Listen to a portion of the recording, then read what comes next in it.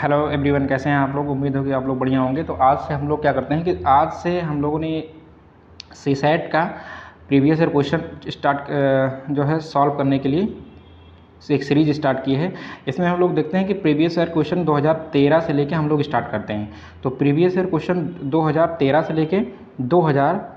लेके 2022 तक आपके सीसैट के सारे प्रीवियस ईयर के सारे प्रीवियस ईयर क्वेश्चन सॉल्व करवाए जाएंगे। उसमें जो क्वेश्चन होंगे वो रीजनिंग प्लस मैथ के सारे क्वेश्चन एक एक करके आपको सॉल्व करवाए जाएंगे। ठीक है, तो इस सीरीज़ में आइए बिना कुछ देरी करते हुए जो है हम इस सीरीज़ में सीसैट के सारे क्वेश्चनों को सॉल्व करते हैं और 2013 से हम लोग शुरुआत करते हैं। अब हमारे पास क्या है, लगभग 40 से 45 दिन का टाइम है। तो इस 40 से 45 दिन के टाइम में हम 40 से 45 दिनों में इसमें क्या कर सकते हैं कि हम 2013 से लेकर 2022 तक अगर सीरीज स्टार्ट करते हैं तो इसमें हम 20 से 22 लेक्चर में क्या कर सकते हैं कि हम इस सारे क्वेश्चन को सॉल्व कर सकते हैं। और ये हम आप लोगों को गारंटी देते हैं कि आप इसमें से मैक्सिमम इसमें क्वेश्चन जो होते हैं लगभग 45 से लेके और 50-55 क्वेश्चन तक तुम्हारे जो होते हैं इसमें मैथ और प्लस रीजनिंग के क्वेश्चन पूछे जाते हैं। अब मैथ प्लस रीजनिंग के क्वेश्चन पूछे जाते हैं तो हमें क्या करना है, इन 80 क्वेश्चन में से हमें 35 विद गारंटी लेते हैं कि 35 क्वेश्चन हम आपको क्या करेंगे, सॉल्व करवा देंगे। ठीक है, तो आइए बिना देरी किए हुए जो हम इस क्वेश्चन को सॉल्व करते हैं। चलते हैं question number test booklet series जो है एक को 2013 वाला लेके और क्वेश्चन नंबर ये देखिए पहला पैसेज है और पहले के बाद जो है यहाँ पे आई थिंक दूसरा भी पैसेज है और आगे हम लोग बढ़ते हैं इसी क्रम में। पैसेज 4 और आगे देखते हैं पैसेज 7। क्वेश्चन नंबर 10 से हमारा क्या है, रीजनिंग क्वेश्चन स्टार्ट है। अब रीजनिंग क्वेश्चन में ये देखते हैं कि ये रीजनिंग और मैथ के क्वेश्चन स्टार्ट है। क्वेश्चन नंबर 10 में हम देखते हैं कि 4 फ्रेंड्स, ठीक है, 4 friend ABCD are distribute same money among themselves in such a manner that A gets 1 less than B and C को गेट होता है 5 more than D and D gets 3 more than B। Who is the get in the small, कह रहा कि सबसे कम amount किसका है। तो एक बार हम क्वेश्चन हिंदी की तरफ भी अपना एक बार देख लेते हैं। 4 दोस्त ABCD आपस में कुछ राशि इस तरह बांटते हैं कि राशि A जो है A को B से 1 कम, C को D से 5 ज़्यादा और D को B से 3 ज़्यादा मिलते, तो सबसे कम किसको मिल रहा है। तो इस क्वेश्चन को सबसे आराम से सबसे आसानी से हम लोग सॉल्व कर सकते हैं, इसमें कोई ज़्यादा दिक्कत नहीं है। सबसे पहले हम लोग देखते हैं कि दोस्त कितने हैं, 4। अब इन चारों दोस्तों में कंडीशन क्या है कि A को जो B से 1 कम मिलता है, तो A को सबसे पहले हम लोग क्या कर देंगे, A को B से हम 1 कम कर लेंगे। ठीक है, अब इसी तरह हम लोग क्या करेंगे कि अगला लाइन हमसे कह रहा है कि C को जो है D से 5 ज़्यादा मिला देंगे। तो दे दो भाई, क्या दिक्कत है इसमें, C को जो है D से हम 5 ज़्यादा दे दें, कोई बड़ी बात नहीं है। आगे देखते हैं, इसमें D से लास्ट कह रहा है कि D को B से कितना ज़्यादा मिल रहा है, 3 ज़्यादा मिल रहा है। तो D को जो है B से 3 ज़्यादा मिल रहा है, तो 3 दे दो इसको। ठीक है, अच्छा B का स्टेटमेंट हमें नहीं पता चल रहा है, तो B का स्टेटमेंट हम क्या लिखेंगे कि यहाँ लिखा हुआ A = B - 1, तो B को क्या लिख सकते हैं, B = क्या लिख सकते हैं, A + 1। क्लियर। इन सभी में अभी हमें ये नहीं क्लियर है कि सबसे कम किसको मिला, सबसे ज़्यादा किसको मिला। तो ऐसा करते हैं कि ABCD में से किसी को कोई एक नंबर मान लेते हैं। ठीक है, मान लेते हैं कि हम लोग A को कितना मिला, मान लेते हैं 5 रुपये मिला हो। A के पास कितना, 5 रुपये है। अब जब A के पास 5 रुपये है तो B को कितना मिलेगा, पहले यहाँ रख के देख लो। तो 5 + 1, तो B को कितना हो जाएगा बताओ, 6 हो जाएगा, कोई दिक्कत नहीं है। अब B को जब 6 पता चल गया तो यहाँ पे B की वैल्यू रखेंगे। ठीक है, तो यहाँ कोई पता करने की ज़रूरत नहीं, क्योंकि यहाँ पे रखेंगे 6 - 1, तो ये आ जाएगा 5, जो ऑलरेडी हमने क्या किया है कि ये इसको मान के रखा है। ठीक है, अब देखो यहाँ पे B को हमें पता चल गया 6, तो यहाँ पे D वाले में रखेंगे, यहाँ पे कितना, यहाँ रखेंगे 6 और +3, तो 6 + 3 कितना हो जाएगा, 9। मतलब D को कितना मिला होगा, 9। ठीक है, अब D वाला यहाँ पे रख लेते हैं, तो ये हो जाएगा 9 + 5 = कितना हो जाएगा, 14। तो यहाँ पे हमें सबको पता चल गया कि A के पास कितना है, 5, B के पास कितना है, 6, C के पास कितना है, 14, D के पास कितना है, 9। तो सबसे कम किसके पास होगा, बताइए, सबसे कम किसके पास होगा, सबसे कम किसके पास है, A के पास है। सबसे कम किसके पास है, A के पास है। तो अपना ऑप्शन नंबर क्या सही हो सकता है, A। क्या हो जाएगा, ए। तो 10 का हम लोग क्या करेंगे, ए करेंगे। ठीक है, इसी क्रम में हम लोग अगला क्वेश्चन देखते हैं। तो अगला क्वेश्चन हमारा कुछ इस तरीके से है। इसमें देखते हैं, लिखा हुआ है कि 5 नगर PQRST परिवहन के निम्नलिखित विभिन्न प्रणालियों से जुड़े हुए हैं। P और Q नौका और रेल द्वारा जुड़े हुए हैं। देखो, इस क्वेश्चन को करने के लिए सबसे आसान तरीका है, ठीक है, एक डायग्राम बनाते हुए हम लोग करते हैं। इसमें देखते हैं कि P और Q, ठीक है, P और Q, हाँ, पेन को सिलेक्ट कर लेते हैं। ये P है और ये क्या है, Q। ठीक है, P और Q किससे किससे जा रहे हैं, नौका और रेल। ठीक है, तो P और Q ऐसा समझ लेते हैं कि ये रेल है, ये रेल से रास्ता जा रहे हैं, और ये किससे जा रहे हैं, बोट से जा रहे हैं। ठीक है, बोट को नौका कहते हैं और रेल तो रेल ही है। ठीक है, S और R बस और नौका द्वारा जाते हैं। ठीक है, S और R, तो देखो S और R में जो रिलेशन है, ये कैसे जाते हैं, ये नौका द्वारा भी जाते हैं, मतलब बोट से भी जाते हैं, S से और ये बस से भी जाते हैं। ठीक है, तो ये कर लेते हैं, बस भी कर लेते हैं, यहाँ तक कोई दिक्कत तो नहीं किसी की। ठीक है, F और R, ठीक, ये भी ऐसे रिप्रेजेंट कर ले रहे हैं। Q और T केवल विमान द्वारा जोड़ा जाते हैं। ठीक है, Q और T विमान, विमान का मतलब क्या होगा, एयर ट्रांसपोर्ट। तो ये Q और T, Q से अगर T जाना है तो क्या जाएंगे, एयर ट्रांसपोर्ट जाएंगे। क्या जाएंगे, एयर ट्रांसपोर्ट जाएंगे। ठीक है, P और R केवल नौका द्वारा जाते हैं, P और R। ठीक है, P से R तक अगर हमें जाना है तो केवल हम बोट का इस्तेमाल करेंगे। तो ये लो, P से R क्या हम कर लिए, बोट कर लिए। ठीक है, T और R रेल और बस द्वारा जुड़े हुए हैं।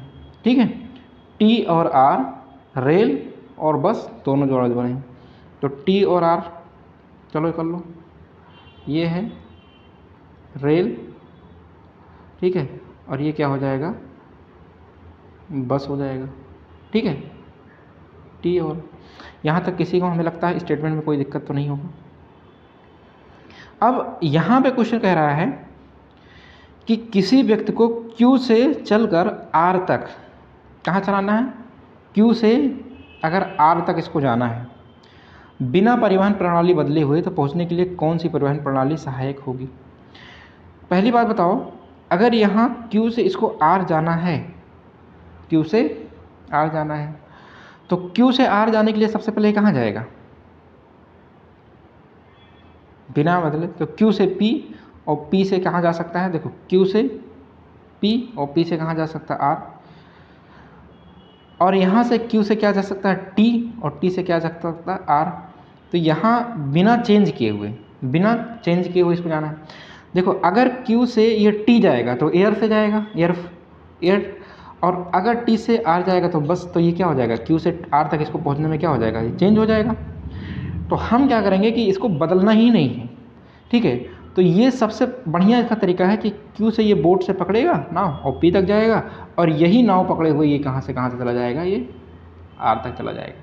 ठीक है, तो यहाँ पे हमारा जो ऑप्शन सही होगा 11 का क्या हो जाएगा, 11 नंबर का सबसे बढ़िया हमारा तरीका क्या है कि इसका ट्रांसपोर्टेशन सबसे बढ़िया क्या है, नौका इट मीन्स बोट, क्या हो जाएगा, बोट हो जाएगा। ठीक है, इसी में हम लोग आगे देखते हैं क्वेश्चंस।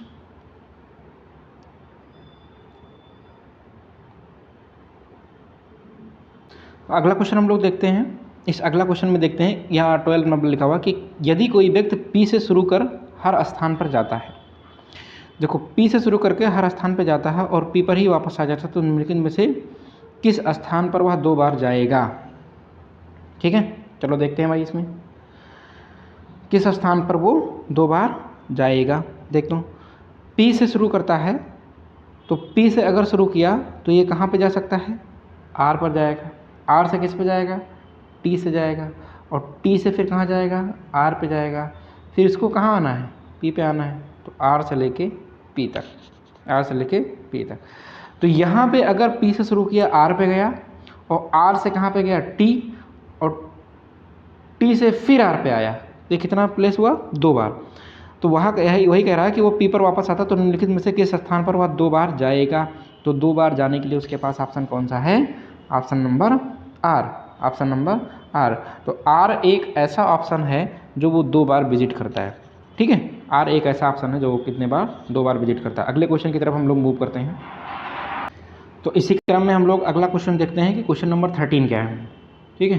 क्वेश्चन नंबर 13 में कह रहा है निम्नलिखित में से कौन सा ऐसा एक नगर युग्म किसी अन्य नगर में जाए बिना किसी भी मार्ग से सीधे जुड़ा हुआ है, ठीक है, किसी भी मार्ग से सीधे जुड़ा हुआ है। तो इसमें हम लोग अगला देखते हैं कि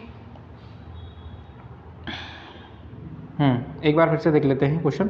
निम्नलिखित में से कौन सा एक नगर युग्म किसी अन्य नगर में जाए बिना किसी भी मार्ग से सीधे जुड़ा हुआ। कोई ऐसा मार्ग नहीं है कि जो सीधे आपका जुड़ा दिखाई दे रहा है। देखो अगर P से लेके हमें T तक जाना है तो कहाँ जाएंगे, P से लेके कहाँ जाएंगे, R से फिर हम जाएंगे T।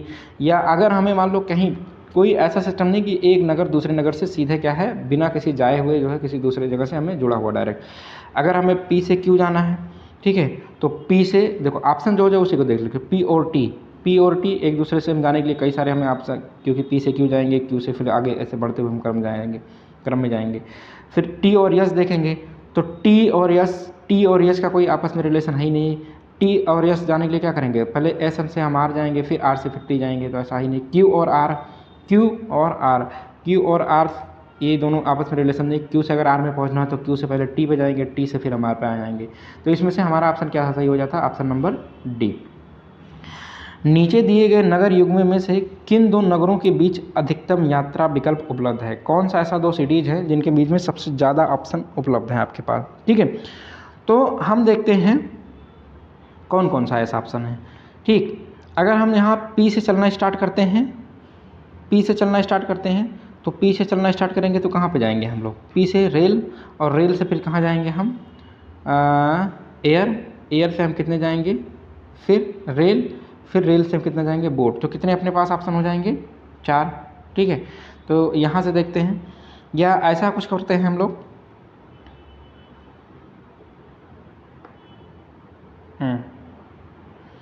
ऑप्शन से ही देख लेते हैं, Q और S से देखते हैं।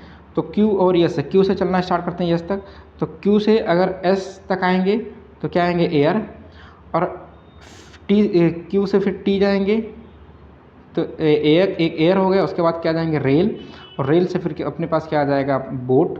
तो ये अपने पास कितने ऑप्शन हो गए, 3 ऑप्शन हो गए। P और R के बीच में कितने ऑप्शन हैं, P से R जाने के लिए देखो, P से हम R तो डायरेक्ट पहुंच गए, एक ऑप्शन है, ठीक है। अधिकतम कितने पॉसिबिलिटीज़ हैं, और उसके बाद हम लोग P और T देखते हैं। P से T जाने में, तो T से जाने में R गया, R से कितना गया 2, T गया तो कितने पास, एक बोट हो गया, एक क्या हो गया अपने पास, बस हो गया। तो 2 ऑप्शन हो गए इसके पास। Q और R देखते हैं, ठीक है, Q और R देखते हैं। तो Q से लेके हम R कैसे जाएंगे, Q से लेके R तक एयर से जाएंगे, और एयर से फिर हम सीधे यहाँ से वापस होकर बैक से फिर से कैसे चले बस से। तो इसके पास भी 2 ऑप्शन है। तो मैक्सिमम ऑप्शन जो बनते हैं अपने पास कितना, क्वेश्चन नंबर 14 के बनते हैं, वो अपने पास क्या बनते हैं, क्वेश्चन नंबर A 14 का क्या हो जाएगा, ऑप्शन नंबर E। इसके कितने ऑप्शन बनते हैं, 3 ऑप्शन बनते हैं। तो इसी क्रम में हम लोग क्वेश्चन नंबर 15 की तरफ आगे बढ़ते हैं। इसमें लिखा हुआ है कि कोई टेनिस कोच आगे आने वाले टूर्नामेंट के लिए 4 खिलाड़ी की एक टीम इकट्ठी करना चाहता है। इसके लिए 7 खिलाड़ी उपलब्ध हैं। खिलाड़ी कुल कितने हैं, 7। पुरुष A और B C हैं। देखो मेल में कितने लोग हैं, मेल में आपके पास है A B C, ठीक है। महिला में जो है फीमेल में है 4 लोग, W X Y और Z है। सभी खिलाड़ी की क्षमता समान है, चाहे वो मेल हो, ठीक, चाहे फीमेल हो। टीम में कम से कम 2 पुरुष का होना अनिवार्य है, होना जरूरी है। 2 पुरुष का होना क्या है, जरूरी है। 4 की टीम के लिए सभी खिलाड़ियों को एक दूसरे से खेलने के योग्य होना आवश्यक है। और टीम कितने की बनानी है, 4 की। लेकिन BW के साथ, ये देखो ये ऑप्शन, ये लाइन बड़ी इंपॉर्टेंट, BW के साथ नहीं खेल सकता, CZ के साथ नहीं खेल सकता, YW के साथ नहीं खेल सकता। कह रहा है यदि Y को चुना जाए और B को ना चुना जाए तो टीम निम्नलिखित समूह में से किससे एक मिलकर बनेगी। Y को चुन लिया जाए और B को ना चुना जाए, सबसे नीचे देखते हैं, अगर y को चुना जाए और b को ना चुना जाए, तो यहाँ पे ये वाले लाइन देखते हैं कि अगर y w के साथ नहीं खेल सकता, तो पहला ऑप्शन तो हमारा वैसे कट गया क्योंकि y और w क्या है, टीम में होंगे, तो ये खेल नहीं सकता, तो y और w हमारा क्या हो गया, कट गया। अगला ऑप्शन देखते हैं, यहाँ पे बी डब्ल्यू के साथ नहीं खेल सकता, तो ये इस ऑप्शन में ऐसा कुछ नहीं है। सी जेड के साथ नहीं खेल सकता, सी जेड का रिलेशन नहीं है चाहिए, तो हमारा ऑप्शन बी सही हो सकता है, इसलिए अगला हम सी भी देख सकते हैं। वाई और जेड, देखो यहाँ पे जो लिखा हुआ है सी जेड के साथ नहीं खेल सकता, ये वाली लाइन सी जेड के साथ नहीं खेल सकता। अब सी जेड के साथ नहीं खेल सकता, तो ऑप्शन नंबर सी में भी क्या है, सी और जेड है, तो ये भी ऑप्शन तुम्हारा निगलेक्ट हो जाएगा। इस तरह से ऑप्शन नंबर डी में जाते हैं, बी डब्ल्यू के साथ नहीं खेल सकता। अच्छा, बी डब्ल्यू के साथ नहीं खेल सकता, चलो डब्ल्यू है, लेकिन यहाँ पे वाई डब्ल्यू के साथ फिर नहीं खेल सकता, तो वाई और डब्ल्यू यहाँ पे है कि नहीं है, वाई डब्ल्यू के साथ नहीं खेल सकता, तो ये ऑप्शन नंबर क्या हो जाएगा, डी कट जाएगा। इस तरह से ऑप्शन नंबर हमारा क्या सही हो जाएगा, बी। 15 का क्या हो जाएगा, बी। ठीक है, इसी क्रम में हम लोग अगले क्वेश्चन में चलते हैं। ठीक है, अगले क्वेश्चन में, और अगला क्वेश्चन हम लोग देखते हैं यहाँ पे क्वेश्चन नंबर 16। इफ़ 16 नंबर में देखते हैं, 16 नंबर हमारा कह रहा है कि अगर if B is selected and Y is rejected, अगर B को सिलेक्ट कर दिया जाए, Y को रिजेक्ट कर दिया जाए, ठीक है, B को सिलेक्ट कर दिया जाए, Y को रिजेक्ट कर दिया जाए, तो team will be the consist which one of the following the group, किसकी किसकी बनेगी, टीम किसकी बनेगी, देखो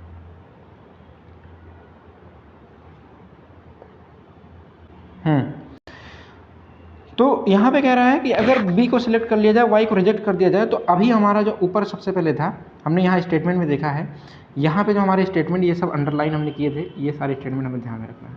C Z के साथ, B W के साथ और Y W के साथ, तो इसी तरह से हम ऑप्शन को नेगलेक्ट कर सकते हैं। देखो ऑप्शन नंबर यहाँ पे क्या है कि ऑप्शन नंबर Y W के साथ नहीं खेल सकता,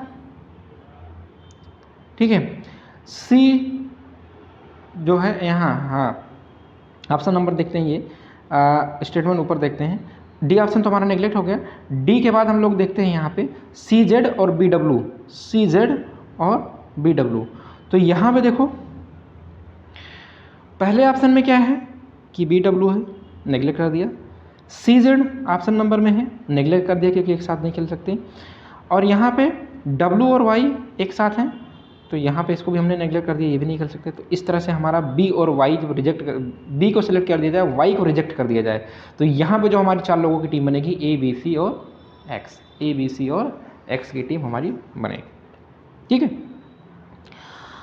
आगे क्वेश्चन हम लोग देखते हैं 17, इसी का 17 देखते हैं। इसमें कह रहा है if all the 3 males are the selected, 3 males को सिलेक्ट कर लिया जाए, मान लो, एक मिनट, तीनों मेल को सिलेक्ट कर लिया जाए। अब 3 मेल में क्या है, ए बी सी, ए बी सी, ठीक ठीक ठीक, यहाँ पे कर लिया जाए A B C, A B C. Then how many combination of the 4 member team is possible, तो कितने कम्बिनेशन बनेंगे। कम्बिनेशन ये था कि जो है बी डब्ल्यू के साथ नहीं खेल सकता, सी जेड के साथ नहीं खेल सकता,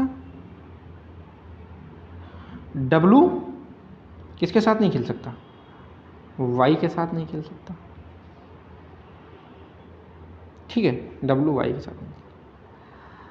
अब हमारे पास जो ऑप्शन बच रहा है, क्या बच रहा है, 4 मेल में से क्या बच रहा है, हमारे पास बच रहा है,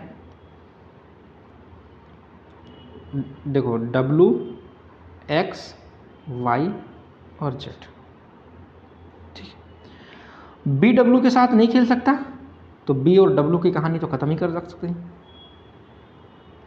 सी जेड के साथ नहीं खेल सकता, तो बताओ सी जेड के साथ नहीं खेल सकता, लेकिन और डब्ल्यू वाई के साथ नहीं खेल सकता, तो सी जेड के साथ नहीं खेल सकता, तो नहीं खेल सकता, हटा दो। अपने पास एक ऑप्शन बच सकता है कि ये एक्स टीम में एंट्री कर सकता है, एक वाई एंट्री टीम में कर सकता है, क्योंकि एक्स और वाई का रिलेशन, ठीक है, बी सी और ए के साथ किसी के साथ ऐसा रिलेशन इस स्टेटमेंट में नहीं कहा गया। तो टोटल पॉसिबिलिटी अपनी बन सकती है कि ए बी सी एक्स खेल सकते हैं और ए खेल सकता है ए बी सी डब्ल्यू खेल सकता है। तो इस तरह से नंबर ऑफ टीम की पॉसिबिलिटी बन सकती है इन चारों में से कम्बिनेशन बनाने के लिए, कितना, ऑप्शन नंबर 2, ठीक है, 17 का सेकेंड। आइए फिर अगले क्वेश्चन की तरफ हम लोग स्किप करते हैं। क्वेश्चन नंबर 18 की तरफ हम लोग आ गए। किसी फिल्म का संगीत निर्देशक का एक संगीत रचना के विभिन्न पहलुओं पर काम करने के लिए 4 व्यक्ति को चुनना चाहता है। इस कार्य के लिए 7 व्यक्ति उपलब्ध है। कितने लोग हैं? 7 पर्सन हैं, जिनमें से रोहित, तान्या, शोभा, ये सारे नाम हैं जो 7 लोग हैं। मुकेश, रोहित और तान्या साथ काम नहीं करेंगे। कुणाल और शोभा साथ काम नहीं करेंगे। मुकेश और कुणाल साथ काम नहीं करेंगे। निम्नलिखित में से कौन से लोगों को सर्वाधिक स्वीकार समूह है जो संगीत के निर्देशक के लिए चुना जा सकता है? देखो, पहला रोहित, शोभा, कुणाल और कौशल। रोहित और तान्या साथ काम नहीं करेंगे। ये लाइन बड़ा ध्यान से देखना है, रोहित और तान्या। अब हमें ढूंढना है कि रोहित और तान्या कहाँ है। भैया रोहित और तान्या ऑप्शन नंबर किस में है? बी में है, इसलिए ऑप्शन नंबर बी। साथ काम नहीं करेंगे तो ये साथ आ ही नहीं सकते। ठीक, रोहित और तान्या ऑप्शन नंबर डी में है, इसलिए ऑप्शन नंबर डी भी आपका गायब हो जाएगा। कुणाल और शोभा साथ काम नहीं करेंगे तो कुणाल और शोभा ऑप्शन नंबर क्या है? ए में, इसलिए ऑप्शन नंबर ए भी तुम्हारा क्या हो जाएगा? गायब हो जाएगा। मुकेश और कुणाल साथ काम करेंगे तो मुकेश और कुणाल काम करेंगे तो ऑप्शन नंबर सी। इसी तरह से ऑप्शन नंबर सी क्या हो जाएगा आपका सही? तो 18 का क्या हो जाएगा आपका? Option number C. ठीक है, इसी क्रम में हम लोग आगे देखते हैं, क्वेश्चन नंबर 19 की तरफ बढ़ते हैं और क्वेश्चन नंबर 19 में देखते हैं क्या है। ठीक है, क्वेश्चन नंबर 19 में यह बताया जा रहा है कि 5 व्यक्ति ABCD और ये एक गोल मेज के चारों ओर बैठे हुए, प्रत्येक कुर्सी सन्निकट कुर्सियों के समान दूरी पर स्थित है। ठीक है, ऐसे क्वेश्चन को करने के लिए सबसे पहले क्या करना है कि हमें 2 डायग्राम बनाना है सीटिंग अरेंजमेंट में। इसमें 2 डायग्राम बनाने का मतलब क्या है कि इनका अरेंजमेंट हमको क्लियर हो जाता है। ये देखो, एक डायग्राम ये है, एक डायग्राम हमने ये बना लिया। अब इसमें जो जितनी भी 5 कुर्सियाँ लगी हुई, पाँचों कुर्सियाँ एक दूसरे के क्या है? लगभग समान है। मैंने मान लिया 1 3 4 5, 1 2 3 4, चलो यहाँ 5 कर लेते हैं। ठीक है, इस तरीके से क्या है? समान। सी जो है ए के तुरंत बाद बैठा है। सी जो है ए के तुरंत बाद बैठा हुआ है, तो बैठा दो भाई। सी जो है ए के तुरंत बाद बैठा हुआ है, कहीं से भी बैठा दो। सी को ए के तुरंत बाद बैठा दो। एक इधर से बैठा दो इस डायरेक्शन में और एक इस डायरेक्शन में बैठा दो। ए डी से 2 कुर्सी आगे बैठा हुआ है। ए जो है डी से 2 कुर्सी आगे बैठा हुआ है, तो ए को अगर डी से 2 कुर्सी आगे बैठाएंगे, ठीक है, तो कहाँ बैठाएंगे? एक कुर्सी छोड़ दिया ये, एक कुर्सी ये छोड़ दिया तो एक कुर्सी ये, इधर से आ जाएंगे तो ये कितने कुर्सी, इधर से आ जाएंगे तो ये कितने, एक कुर्सी 2 कुर्सी, इधर से आ जाएंगे तो यहाँ पे, इधर से अगर आएंगे तो एक कुर्सी ये, एक कुर्सी, एक कुर्सी ये, एक कुर्सी ये, तो यहाँ क्या आ जाएगा? यहाँ आ जाएगा। आगे देखते हैं। बी जो है ए के तुरंत बाद नहीं बैठा हुआ। बी जो है ए के तुरंत बाद अगर नहीं बैठा, मतलब बी का प्लेस यहाँ नहीं है, बी का प्लेस यहाँ है, बी का प्लेस ऐसे यहाँ नहीं है, तो बी का प्लेस कहाँ है? यहाँ है। बी जो है ए के तुरंत बाद नहीं बैठा हुआ। तो कितने थे? 5 लोग थे। 5 लोगों में से हमने ए बी सी डी को बैठा दिया, बचा कौन? ई। तो ई कहाँ आ जाएगा? ई को यहाँ बैठा दे रहे हैं। ठीक है, 1 मिनट, इरेजर ले लेते हैं।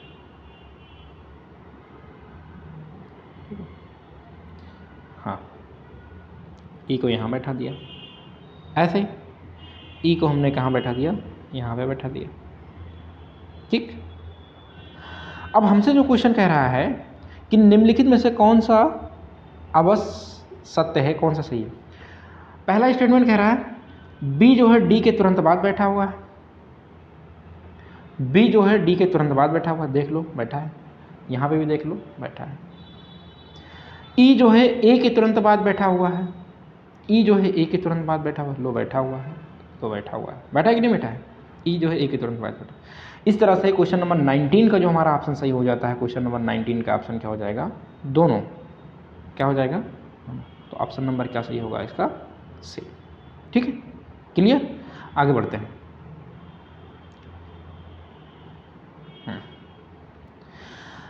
लिखा हुआ निम्नलिखित कथन को सावधानी से पूर्वक पढ़ना है और इसमें 3 प्रश्न का उत्तर देना है। 4 मित्र हैं ABCD, भाई ABCD 4 लोग हैं। ए और बी फुटबॉल और क्रिकेट खेलते हैं। बी और सी क्रिकेट और हॉकी खेलते हैं, ए और डी फुटबॉल और बास्केट खेलते हैं, सी और डी हॉकी और बास्केटबॉल खेलते हैं। ठीक है, चलो 3 क्वेश्चन सॉल्व करना है, इसे थोड़ा स्टेटमेंट इसको हम ऊपर कर लेते हैं ताकि क्लियर हो। सबसे पहले इधर क्या करते हैं कि एक तरफ हम लोग मेंशन करते हैं, क्या एक तरफ हम लोग मेंशन करते हैं, ठीक है, एक तरफ हम लोग मेंशन करते हैं इसमें प्लेयर्स, 4 दोस्तों को प्लेयर मेंशन करते हैं। लो, ए हो गया, बी हो गया, सी हो गया, डी हो गया। इन चारों में हमने मेंशन कर दिया और चारों में मेंशन करने के बाद इधर देखते हैं, मेंशन करते हैं एक तरफ प्लेयर। कौन कौन सा गेम खेलते हैं? लो, फुटबॉल खिला दो, फुटबॉल, उसके बाद खिला दो क्रिकेट, क्रिकेट हो गया, उसके बाद हॉकी, हॉकी हो गया, उसके बाद बास्केटबॉल, क्या हो गया, लास्ट में कर लेते हैं बास्केटबॉल, ठीक है, बास्केटबॉल, फुटबॉल, क्रिकेट, हॉकी और बास्केटबॉल। कह रहा है ए और बी, इस क्वेश्चन को सॉल्व करने के लिए ऐसे करना, क्योंकि ये क्वेश्चन बहुत इंपॉर्टेंट है क्वेश्चन, ठीक है। कह रहा है कि ए और बी फुटबॉल और क्रिकेट खेलते हैं, खिला दो, ए को भी फुटबॉल खिला दो, 1 मिनट कलर चेंज कर ले रहे हैं, ठीक है, ए को खिला दो फुटबॉल, बी को भी फुटबॉल खिला दो, दोनों ए भी फुटबॉल खेल लिए, क्रिकेट भी खिला दो, क्रिकेट भी खिला दिया, क्रिकेट भी खिला दिया।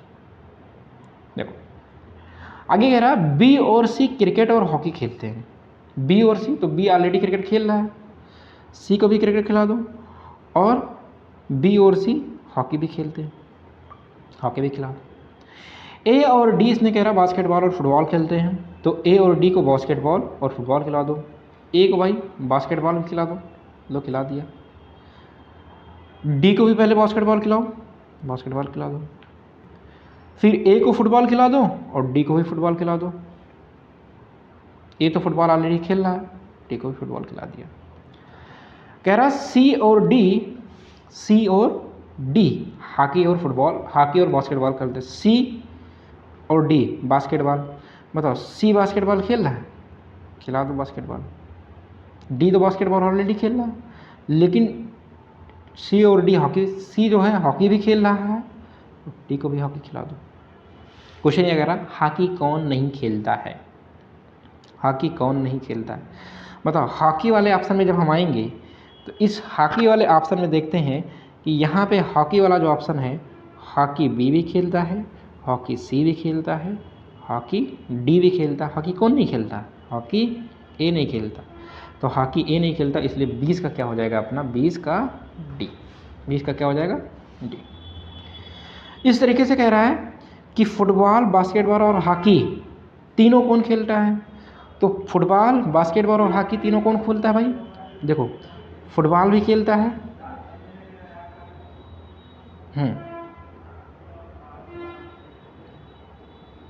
एक मिनट ये गलत हो जाएगा। कह रहा है फुटबॉल, तो फुटबॉल, फुटबॉल ये है, बास्केटबॉल ये है, बास्केटबॉल ये बंदा खेल रहा है, और हॉकी भी ये बंदा खेल रहा है, तीनों कौन खेलता है, डी, तो ऑप्शन नंबर क्या हो जाएगा, डी। 21 का क्या हो जाएगा, डी, ठीक है। इसमें कोई दिक्कत तो नहीं किसी को।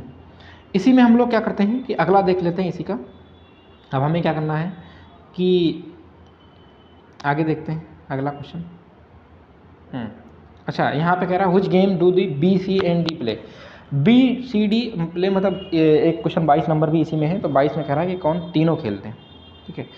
तो इसमें हम लोग क्या करते हैं, अब इसी तरीके से हम लोग, ये आप लोग का होमवर्क है, इस होमवर्क में आप तीनों लगाएंगे कि तीनों कौन खेलता है, ठीक है, तीनों which game B C D मतलब तीनों गेम लोग कौन सा गेम खेलते हैं, तो तीनों गेम जो इसमें खेलेंगे, इस लोगों को हम डायग्राम बना दिया, इस लोगों को खुद आप लोगों को करना है, ठीक है। अगला हम लोग क्वेश्चन नंबर 23 में चलते हैं। चलिए हिंदी में ही पढ़ लेते हैं, कोई दिक्कत नहीं है, ठीक है।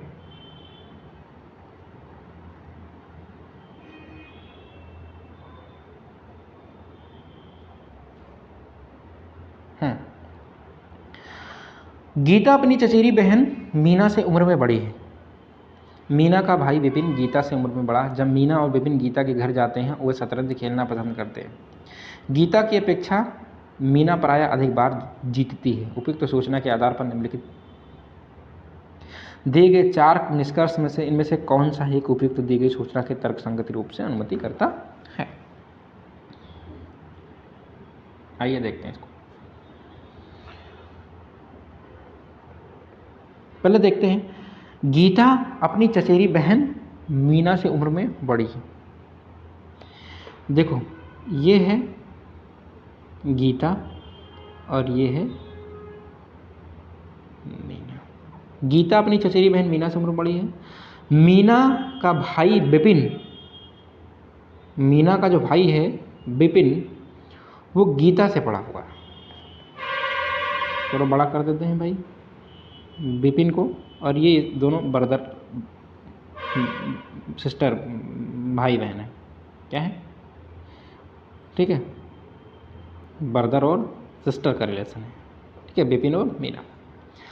जब मीना और विपिन गीता के घर जाते हैं तो वो शतरंज खेलना पसंद करते हैं। गीता की अपेक्षा मीना प्रायः अधिक बार जीतती है। मतलब मीना जो है गेम खेलती है तो गीता के अकॉर्डिंग ज़्यादा जीतती है।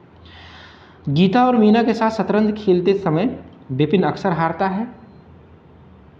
क्या यही स्टेटमेंट सही है? ऐसा तो कहीं कहा नहीं गया है जो अक्सर हारता।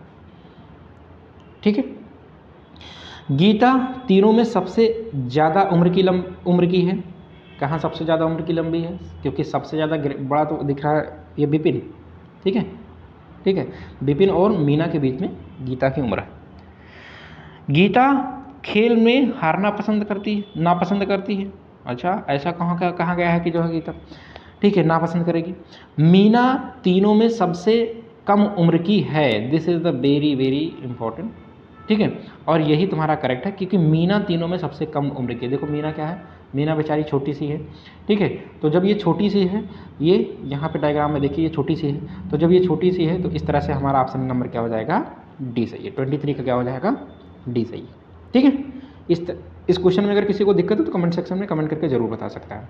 ओके, आइए नेक्स्ट क्वेश्चन में हम लोग चलते हैं।